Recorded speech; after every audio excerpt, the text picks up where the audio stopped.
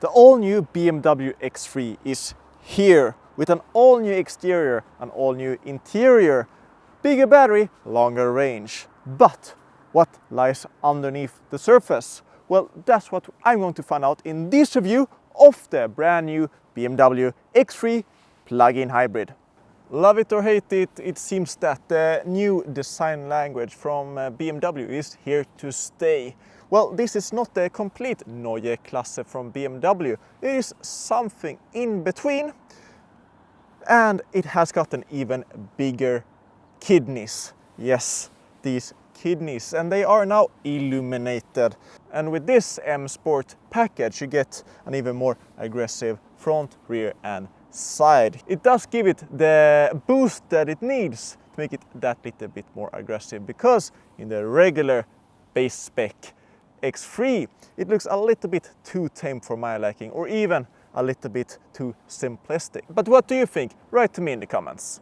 Welcome to the engine bay of the new X3, and here you have the plug-in hybrid alternative named 30e. There's the base spec 20 as well.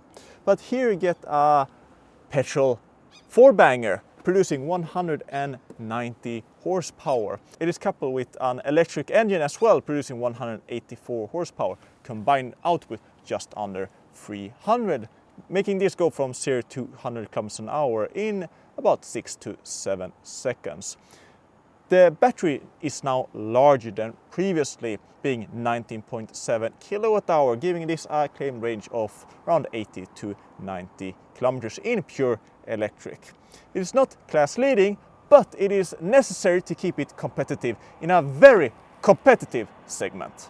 And how do you charge this up? Well, you have this side charging port that gives you a maximum of 11 kilowatt. This should theoretically make it charge up in just about 2 hours. Of course, if you're at home, you use a slow charger, that will take over 10 hours, but up to 11 kilowatt. Not class leading, but quick enough. The X3 is not necessarily a small car, but it's not a particularly big car either. It's the perfect middle size, and go figure that the X3 is one of the best selling products in BMW's lineup. It is big enough to hold up to 5 people, but it can also be an entry-level car for people that doesn't need as much size as, for example, a X5 or an X7 for that matter. But here in the rear you see that the design language is continued on. There's a lot of things that are happening.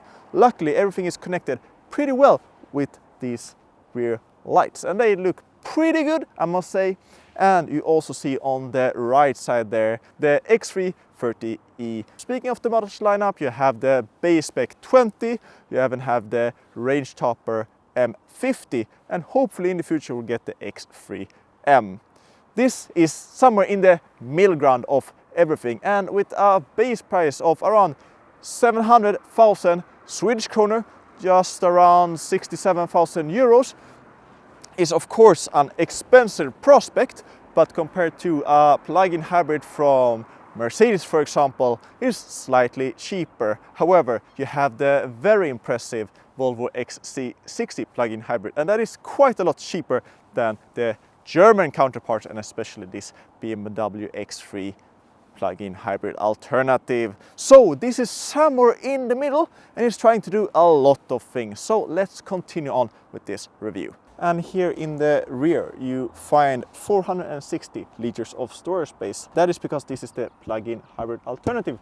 The batteries, the electric engines, and so on and so forth makes packaging wise a little bit more difficult to get the amount of storage that you need in the back. So in the non-plug-in hybrid alternative you get 570 liters, which I think is decent, but here of course you get a little bit less, about 100 liters or so less. And you do notice it, luckily the whole storage area is flat, the loading lip is pretty decent, nothing major, and of course you do have some space here underneath, nothing huge. It is basically a cover for here. The view cover works pretty easily. You have a 12-volt plug connector, a button here for the optional towing hook, and of course you have buttons here on the sides to fold the rear seats forward. the X3 is the perfect blend of size versus practicality. It is not the biggest BMW, but it gives you the necessary space to make this interesting choice for a lot of different buyers. And me being 187, I have knee space, I do have foot space. Although when you get out of the car, the front seats of course puts it in a position to make it easier to go in and out. So yeah, the foot space might not be the best right now, but it is better than you might imagine, especially me sitting in the front. But you do have a quite big tunnel here in the middle, so sitting here in the middle might not be as comfortable as you might expect. However, the seat is quite flat, which I like. You do have an armrest here with 2 cup holders. The materials, however, that's a discussion that I want to take now, because you see a lot of plastic, but at some places there is leather, some places there are fabric, and then you get a view cover. So this is quite uniquely spec'd out. For better or for worse, well, not 100% sure about that actually. Here you have some Alcantara with some blue stitching. You have individual climate control here in the back. So there's a lot of highs, but there are some lows, especially with the fabric here on the sides. Yes, it is a little bit more environmentally friendly perhaps, but you're paying a premium for this car. And me being a little bit more old school, this might be a little bit too futuristic for my taste. Welcome to the driver's seat of the new BMW X3, and it's an interesting place to be. Very different compared to the previous generation. A lot of things have been smoothened out. The amount of buttons are much less than previous. Of course, you have the physical control of the infotainment system. Everything we'll talk about very, very soon. A lot of plastic, however, and this fabric that I don't think everyone will like. It feels very well put together, and the fabrics doesn't really leave anything to need more. But in terms of the visual quality, this doesn't look as traditional as previous BMWs perhaps. A lot of buttons have been moved to the infotainment system. The latest generation, of course. Luckily, you do have some buttons on the steering wheel to control the cruise control, volume, and of course selecting the next track. You do have controls for navigating the infotainment system. A little bit of a learning curve, but you will get used to it. Luckily, of course, it works like a regular infotainment system as well, with all of the speed that you want from an upscale car manufacturer. I personally like the Mercedes more horizontal layout. I think it's easier to get used to and to navigate, but of course everything is here as well. It's quite deep and it takes a lot to get used to. You can have a lot of different sub-menus that you could even want and imagine, and as you can see, it is fairly quick. The navigation is also fairly quick. Of course, you can use the Android Auto or Apple CarPlay. This is new from the outside on the inside, but underneath it is fairly similar regarding the base platform. Yes, the battery is bigger and they have refined a lot of the driving characteristics, but in general, underneath, everything is fairly similar. I have not driven the previous X3, so I look at this new X3 with a fresh pair of eyes. And what do I think? Well, it's a BMW product, which means that the choices that BMW has taken in terms of how the steering is, how the throttle response is, how the tech is, how everything is portrayed towards you, controlled for the sound, for example, for changing the driving modes, for the sounds when you accelerate in pure electric mode, are BMW, and that creates the BMW driving experience, or the BMW X3. There are, however, a few things that I found was quite annoying with this new BMW X3, and that is coming to a stop and accelerating, especially from a standstill.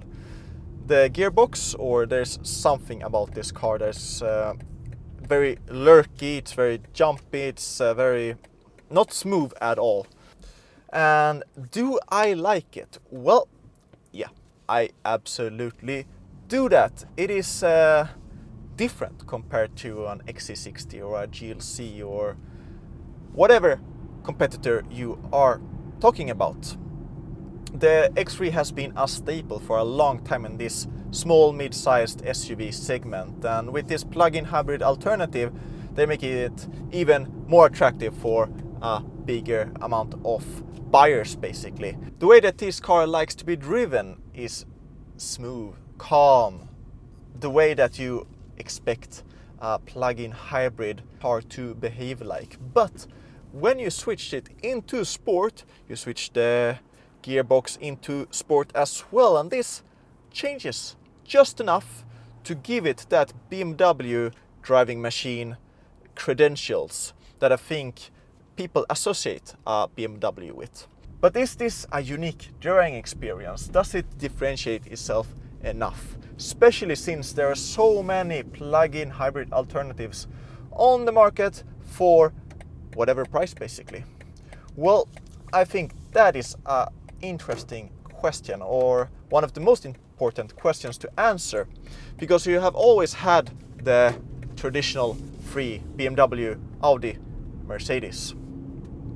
But you also have newcomers or very established brands such as the Toyota with their RAV4 plug-in hybrid alternative that is more than decent. So I have never driven a BMW before, so driving one of the most sold cars in BMW's lineup is always a treat to have a benchmark. And what a product this one is, especially with a plug-in hybrid power plant. It's smooth, it's refined, but in some ways it feels distinctly BMW. This is not as elegant maybe at driving down the road as a Mercedes, but it does it in a BMW way, which is a little bit more sporty. And if you want a little bit of duality in your day-to-day life, well, this new BMW X3 delivers that compared to a lot of other competitors. What are my conclusions for this new BMW X3 30e? Well, you pay a premium for the badge, and you pay a premium for this being a plug-in hybrid. However, the BMW X3 blends athleticism, luxury and daily usability in a very unique way, which I would consider to be the BMW way. Everything is very well engineered, very well thought out, which makes this into a very unique experience, a X3 experience that is. Well, it doesn't have the utmost best spec, but it brings enough to the table to make this into an interesting alternative in the upscale mid-size SUV plug-in hybrid segment.